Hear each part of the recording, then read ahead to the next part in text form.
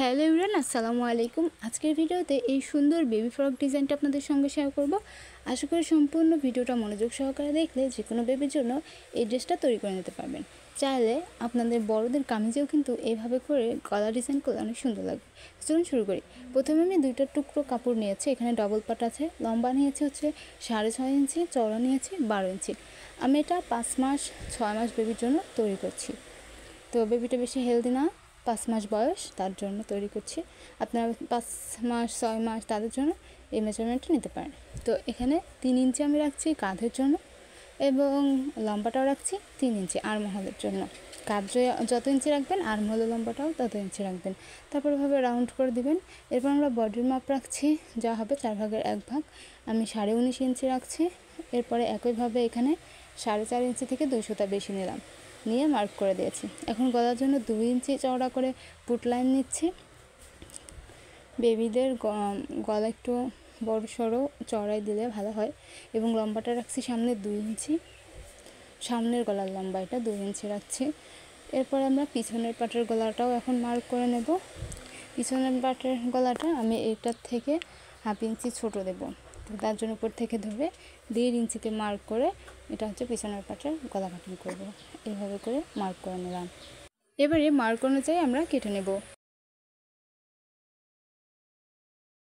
কেটে নেওয়ার পরে আমরা এখান থেকে একটা পার্ট বের করে নিয়েছি, সামনের পার্টটা রেখেছি, পিছনের পার্টটা বের করে নিয়েছি। এখন সামনের পার্টের গলাটাও এখন কাটিং করে নেব এভাবে রাউন্ড শেপ করে। এবারে আমরা এটাকে ছাড়িয়ে নিয়ে দেখিয়ে দিচ্ছি এরকম হয়েছে। এরপর আমরা প্রিন্টের কাপড়টা নিয়ে নেব। প্রিন্টের কাপড়টার লম্বাটা নিয়েছি 3 ইঞ্চি এবং চওড়াটা নিয়েছি এই যে 11.5 ইঞ্চি। বডি যত হবে এর চওড়াটা তত নিতে হবে। এর উপরে রেখে দেখিয়ে দিচ্ছি কিভাবে এটা হবে। এর উপরে তুলে দিয়ে এই যে মিডিল আছে, এই মিডিল থেকে আমরা কাটিংটা করব এভাবে কোনা করে। তার জন্য ডবল ভাঁজ দিয়ে নিয়েছি। এবারে এখান থেকে লম্বার দিক থেকে 1 ইঞ্চি রাখবো এবং এরপরে এরকম কোনাকুনি করে 2 ইঞ্চি এবং চওড়ার দিক থেকেও 1 ইঞ্চি মার্ক করে তারপরে আমরা এটা কোনাকুনি করে কাট করে দেব। তো এবার ছাড়িয়ে নিয়েছি, দেখুন এরকম হয়েছে। এটা এভাবে হবে এবং এর উপরে এটাকে উঠিয়ে দিয়ে এই যে সেলাই করে দিয়ে লেস লাগিয়ে দিতে হবে। তো আমি এবারে নিচের পাট এবং পাইপিংয়ের জন্য কাপড় কেটে নেব। তো নিচের পাটের কুচির জন্য এখানে আমি কাপড়ের লম্বাটা নিয়েছি হচ্ছে দেখুন 8 ইঞ্চি এবং চওড়াটা যত বেশি নেবেন তত কুচি বেশি হবে। আমার এখানে আছে 19 ইঞ্চি, এটা এক পার্ট। একইভাবে আরও একটা পার্ট নিতে হবে, মোট হবে 2টা পার্ট, ঠিক আছে। এরপরে আমরা পাইপিংয়ের জন্য তেচ্ছা করে কাপড় কাটবো। সেটা হচ্ছে গলার এবং আর্মহোলের জন্য পাইপিং দেবো, এই কারণে তেচ্ছা করে কাটবো।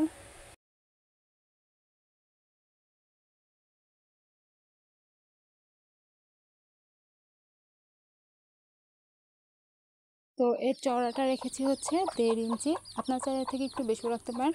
এখন আমরা পিছনের পাটটা কেটে নিচ্ছি। পিছনের হচ্ছে এই জামাটার পিছনের পাটটা যেখানে আমরা একটু বোতাম ঘর লাগাবো, তার পট্টিটা ওই যে কেটে নিয়েছি।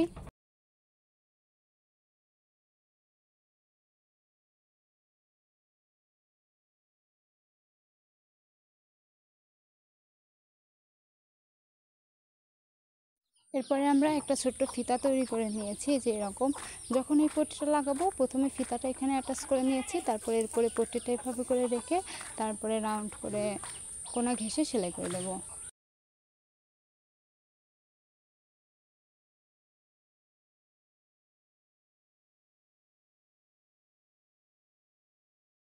সেলাই করে নেওয়ার পরে এটাকে এভাবে ভিতরের দিকে দিয়ে যে এভাবে করে মুড়িয়ে তারপরে সাদা সেলাই দিয়ে সেলাই করে দিতে হবে, মানে সাদা সুতা দিয়ে সেলাই করে দিতে হবে। তো এখন আমি সাদা সুতা মেশিনের সঙ্গে লাগানোর জন্য এখন আর অ্যাটাচ করছি না, পরে সেলাই দিয়ে দিব। এখন আমরা এই যে উপরে এই 2 কাঁধ জয়েন দিয়ে নিচ্ছি। কাঁধ জয়েন দিয়ে নেওয়ার পরে এখন আমরা চারদিকে হচ্ছে পাইপিং দিয়ে দেবো। ওই কাপড় এভাবে করে মুড়িয়ে দিয়ে তার উপরে এরকম করে সেলাই করে দিতে হবে। এটা উল্টো পাশ থেকে সেলাই করে সোজা পাশে নিয়ে আসবেন। আমি উল্টো পাশ থেকে সেলাই করে এরপরে সোজা পাশে এইভাবে করে মুড়িয়ে দিয়ে তারপরে সামনের দিকে এভাবে করে নিয়ে আসে তারপরে চাপ সেলাই বসিয়ে দেবো এর উপর দিয়ে। তো এরকম ভাঁজ দিয়ে চাপ সেলাই বসিয়ে দিচ্ছি। তো দেখতে পাচ্ছেন আমি চাপ সেলাই বসিয়ে আমি এই যে পাটটা নিয়ে নিলাম উপরে। এখন এটাকে এভাবে করে মুড়িয়ে প্রথমে সেলাই করে আসতে হবে। যেহেতু আমি লেস অ্যাটাচ করব এজন্য নিচের পাটের পটি দিই নাই। যদি আপনারা লেস না দেন তাহলে এটা প্রথমে আপনারা পটি দিয়ে সেলাই করে নেবেন অথবা মুড়িয়ে তারপরে এর উপরে অ্যাটাচ করবেন। তো আমি এই পাশটা এভাবে করে মুড়িয়ে এর উপরে রেখে তারপরে সেলাই করে এটা আটকে নিচ্ছি।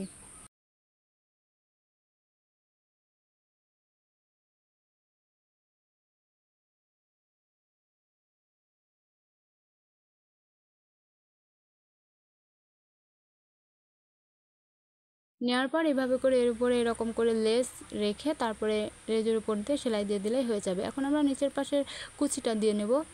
তার জন্য নিচে যে পাট ছিল ওই পাশের কুচিটা দিয়ে নিয়েছি, এবার এর সঙ্গে অ্যাটাচ করে দেব। আর তার আগে আর্মহোলের পাশে হচ্ছে পাইপিং দিতে হবে। তার জন্য 1.5 ইঞ্চি চওড়া এবং লম্বা এত নিয়ে তারপরে 2 ভাঁজে করে এভাবে করে পাইপিং দেব। এটা আমি অন্য নিয়মে দিচ্ছি। 1 ভাঁজ করে প্রথমে সেলাই করে নিলাম, তারপরে এভাবে মুড়িয়ে সামনের দিকে নিয়ে এসে আবার সেলাই করে দিতে হবে। তো আপনাদের যেটা ভালো লাগে সেই অনুযায়ী পাইপিংটা দিয়ে নেবেন। আমি মুড়িয়ে এভাবে করে রেখে তারপরে এরপরে সেলাই দিয়ে দিচ্ছি। সেলাই দিয়ে নিয়েছি দেখতে পাচ্ছেন। এবারে নিচের কুচির কাপড়টা নিয়ে নিচ্ছি। এটা সোজা সাইড করে রাখতে হবে। কুচির কাপড়টার উপর উল্টো সাইড করে রেখে তারপর উপর দিয়ে এভাবে করে কোনা ঘেঁষে সেলাই করে দিতে হবে। একইভাবে ফ্রকের অপর পাশটাও কুচি লাগিয়ে নেব এবং এর উপর দিয়ে একটা চাপ সেলাই বসিয়ে দেব। এই পাশটাও আমি লাগিয়ে নিচ্ছি। তো দেখতে পাচ্ছেন দোনো পাশে লাগিয়ে নিয়েছি। এখন আমি এর সঙ্গে এভাবে করে লেসটা অ্যাটাচ করে দিচ্ছি। অ্যাটাচ করে নেওয়ার পরে এখন আমরা কোমরের পাশ দিয়ে আরেকটা লেস অ্যাটাচ করব এইভাবে করে, তাহলে দেখতে অসম্ভব সুন্দর লাগবে। একইভাবে আমরা জামার পিছনের পাশেও এইভাবে করে লেস অ্যাটাচ করে নেব।